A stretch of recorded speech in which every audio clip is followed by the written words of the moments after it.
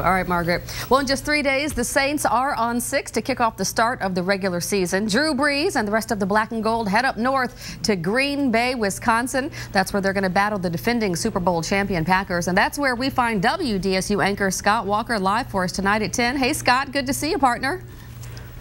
Hi, Camille. It's been a long time. Good to see you again, too. Look, I told you about this last night. We stay across from Lambeau Field.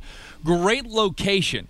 These houses are all around the stadium. Think about if somebody put a stadium right in the middle of Metairie, like along Veterans Boulevard. That's what this is like. And the people along here take such great pride in their homes. Most are decorated in Packers stuff from top to bottom. And that includes the house that we're staying in. Look at this.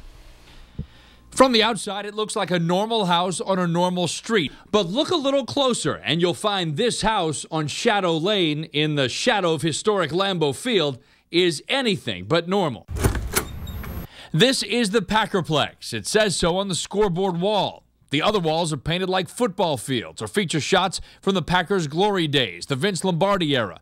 And even though the Packers' legendary number 4 isn't as highly regarded around these parts as he once was, Brett Favre is still a part of Packers history. And this house, Favre posters, clocks, and books. Either they still like him and just don't want to admit it, or they haven't gotten around to throwing out all this stuff.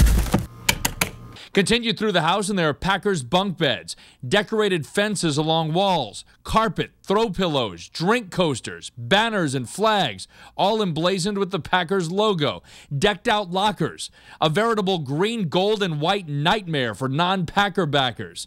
And we can't forget the shower curtains and toilet seat covers. Oh, let's get a big screen TV. And then, well, we need carpeting. And then next thing you know, everything became Packer.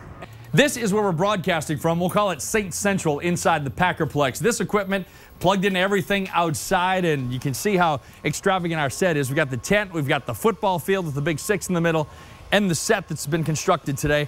But as impressive as this backyard is, let's go look at some of the other backyards along here. All these houses in the middle of this neighborhood back up to Lambeau Field, right across the street. You walk over, you can see. Now, this is just a small sample of what's out here. You've got the Lombardi Trophy, and look at this setup next door. It's the elevated deck, the grill, the seats, plenty of room to tailgate before Packers games. It's crazy. Every backyard along here is just completely packed with people. Everybody does their own tailgate parties. Some of them are just family. There's a couple houses here where businesses actually bought the homes, and they do company tailgate parties there. Yeah, it's crazy. He put it best when he was talking about the situation here because it's really tough to describe. You need to see it because it is nuts. I still think the Houdats have it a little bit better, though, when it comes to decking out their stuff in the team colors.